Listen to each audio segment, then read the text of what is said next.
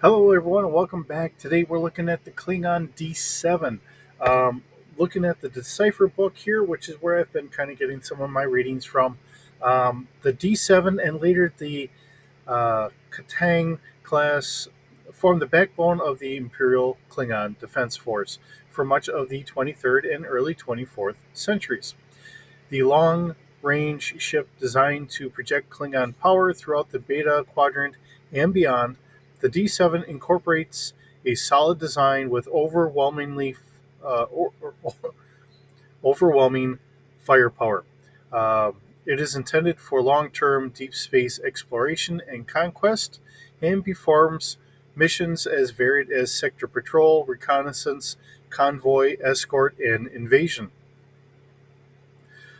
The Klingon Katang class improves on the original design in order to keep the IKDF in parity with the increasingly more advanced Federation.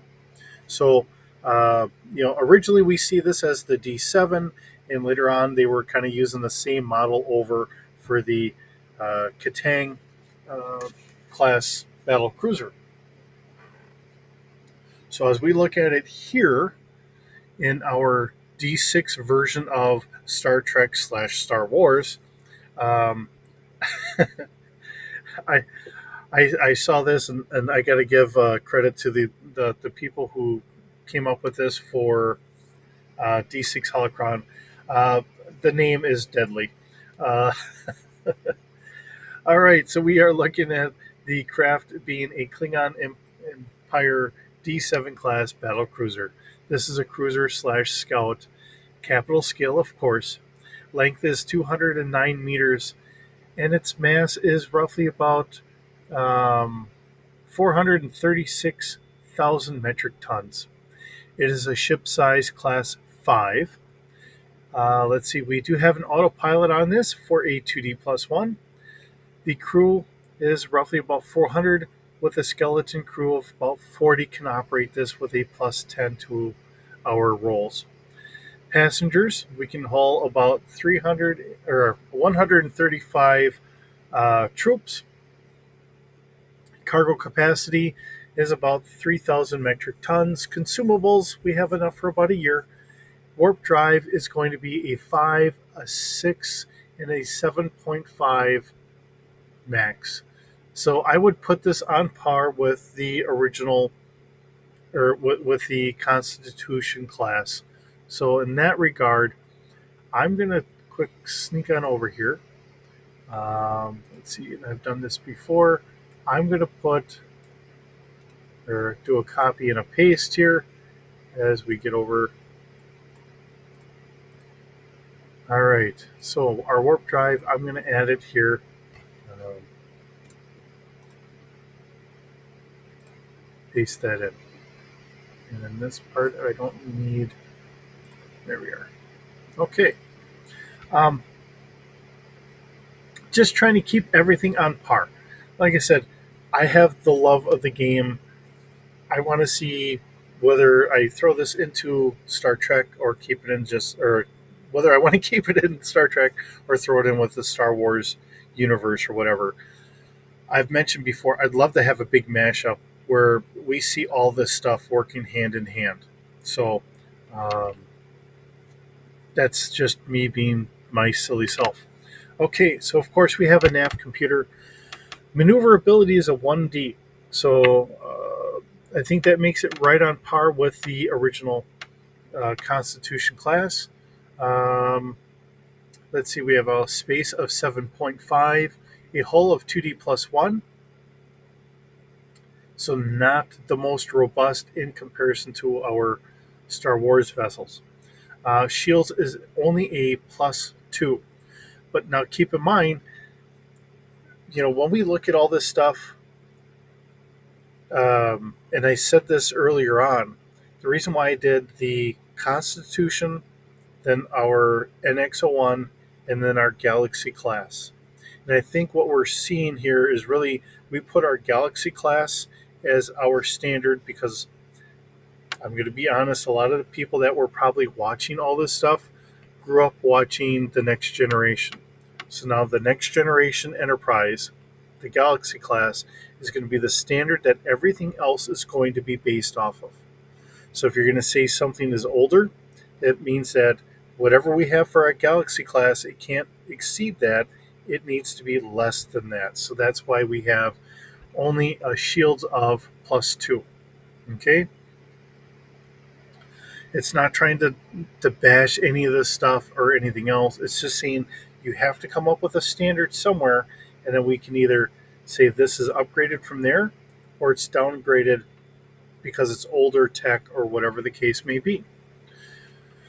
All right, our sensors. Passively, the Klingons are scanning out to 4 kilometers. They're doing an active scan out to 12 kilometers. That is pretty respectable for the Klingons, although one does have to say this ship design was also um, borrowed or kind of shared with the Romulans, because originally the Klingons and the Romulans had a peace agreement, so they were working together.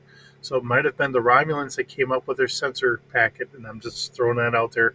The Romulans being more science oriented than the Klingons. All right, so our active scan, like I said, is 12 kilometers. Our search is out to 15 kilometers, and our focus is 500 meters. Now, um, yesterday we just saw the Galaxy class, and we had higher numbers here. Um, I don't remember where we were for the Constitution because that was the day before, and I'm trying to get 3 videos out in a day, so really I'm kind of bouncing all over.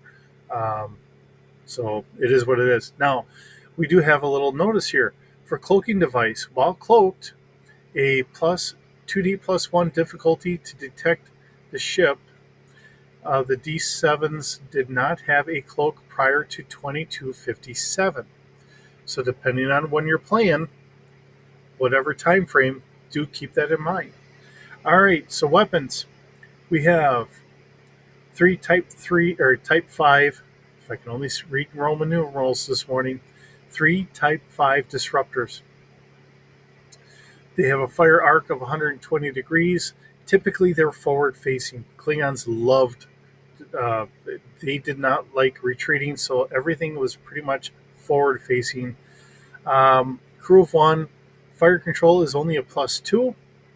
And of course, they have the standard firing mode, a continuous, a pulse, or a wide beam, and a fire rate of 2. So they can shoot twice in a round. Damage is 2D plus 1. Now they have photon torpedo launcher. They're forward but are self-guiding. Let's see, we do have a fire control of +2. There are 20 Type 1 photon torpedoes total on the ship. They can do a spread of 3, so they can shoot 3 at one time. Damage is 3D. Now they do have forward and aft tractor beams. Fire control is +2. Strength is a 2D plus 1. And they do have shuttle bays. So, and this is one of the things that we don't really get into with the Klingons, because typically we don't think about the Klingons using their shuttles all that often. Although I do remember it was brought up in the Enterprise series. All right, so we do have shuttle bays. So there is a tractor beam for the shuttle bay. Fire control is a +2. Strength is a 3D starfighter scale. All right, now the beautiful thing that the crew there at D6 Holocron, and I've mentioned this before, is our barracks and that. So we do have housing barracks for 360 crew members, Spartan barracks for 100. They don't get any better than that. This ship does have 12 decks, has 120 escape pods for 4 personnel each, and it was commissioned by Earth Reckoning at 2250. Transporters, there are 4 transporters for 6 personnel each. There's 4 emergency transporters for 22 personnel, and there are 6 cargo transporters for 200 kilograms each. Now, we do have 2 shuttlecraft and 30 probes. So there is the other description, and as I've said many other, or the other couple times we've done the video, this is our 4th video here. Uh, there's a lot of other people that are really doing Star Trek and all that stuff. My goal is not to do better than them. Um, any of my videos really are just kind of sitting down around a table and just kind of discussing this stuff. That is my format. That's where I feel that we are always more comfortable, and that's where I really like to be. It's just us talking together. So, and they do reference the Faza role playing game as far as some of this stuff goes here. That is really nice.